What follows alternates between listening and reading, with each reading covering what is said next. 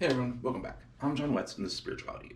On this channel, I help people beat depression through spirituality and remember their authentic self at a soul level.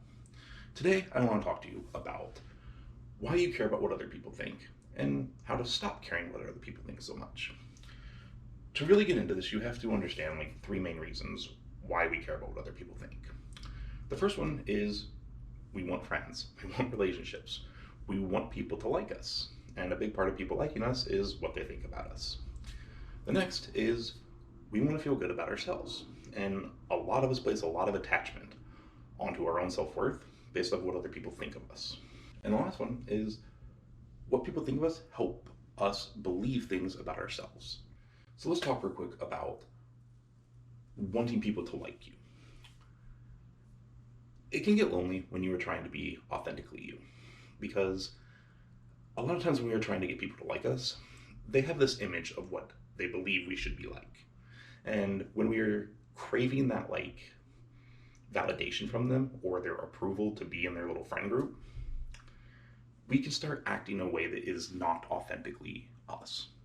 And when we aren't being authentically us, it creates a lot of pressure, because even if we're not consciously thinking at the time, we wonder inside, what would this person think about me doing this or being, more like myself?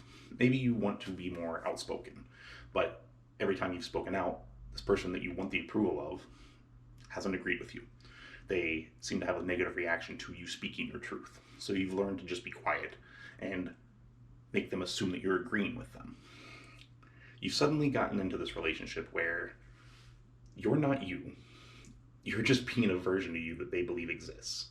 And it's almost like an insult to your soul, because deep down if you were yourself, they'd walk away anyway. Well, that's what usually happens. You were energetically taking up space in your life with people that aren't meant to be there full time. They're meant to show you something about yourself. Maybe they're meant to show you who you are not, so you can really wire into who you are. But as long as you're holding on to the people that are showing you who you aren't, you're not giving yourself time to spend time with people that show you who you really are or accept you for who you really are. So don't be afraid to walk alone for a little while. It sounds scary, because there's probably a part of you, if you're like me, that worries you're not going to find people that like who you actually are. You will, trust me. When you align with your higher self or your soul or whatever you want to call it, people just walk into your life magically out of nowhere. When I started actually being more myself and I moved out to Orlando here, it took about 3 weeks for me to meet people that I consider soul family at this point, that just resonated with me in such a way that it was like, I feel like I've known you for lifetimes, and yet only known them for about a year now.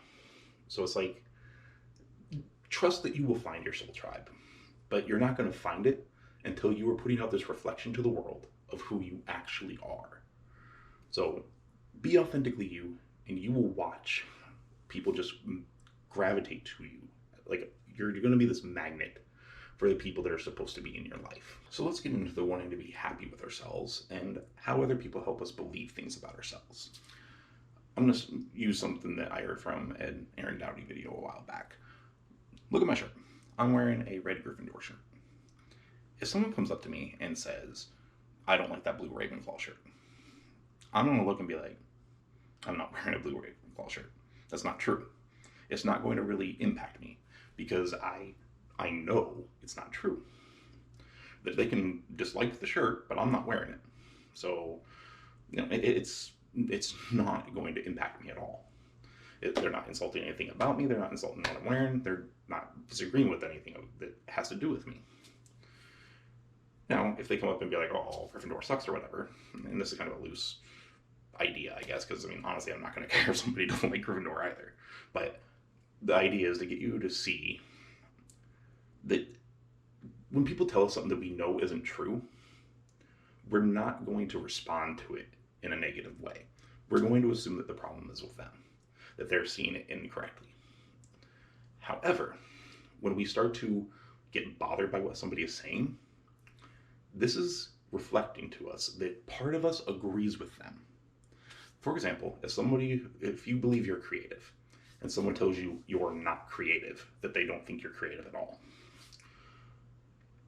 if that offends you, there's a part of you that is doubting that you are creative or that you are good at being creative. Maybe you're wanting to be an artist or a musician and you are a little bit insecure about your work. Maybe you don't believe that it's good enough.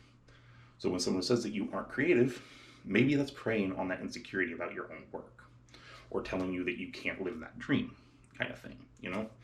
Like, whenever you feel offended by something, try to look at what it's trying to tell you about yourself.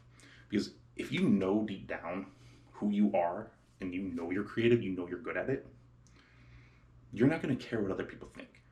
At worst, you're going to be like, okay, well, my version of creativity isn't good for this person. They don't like it for some reason. It doesn't mean I'm not creative. It just means my version of creativity isn't for this person. It's okay if you're not for people, if you're not somebody's cup of tea, because you are going to be somebody's cup of tea. You're going to be what somebody else needs exactly. So don't worry if you're what they're saying about you. Look at what they're saying to make sure that you are okay with you. Make sure that you agree with all the things that you tell yourself and believe about yourself. When you get this reflection that you aren't okay with what they're saying, that's a chance for you to do a little bit of shadow work and start looking at, deep inside of you and being like, okay, why don't I believe this 100% about myself? All that somebody is doing when they are telling you something that offends you is showing you where you need to work on yourself a little bit. So as I said before, I'm going to start recommending a song to kind of tie in the whole theme of the video. The song for this video is Brave by Sarah Bareilles. If you feel like it, go listen to the song, even if you've heard it before. It honestly makes me feel very inspired to just be my authentic self, which is what I'm trying to get you to do from this video. And see that what other people think of you is just trying to help guide you to your authentic self so you can be more you.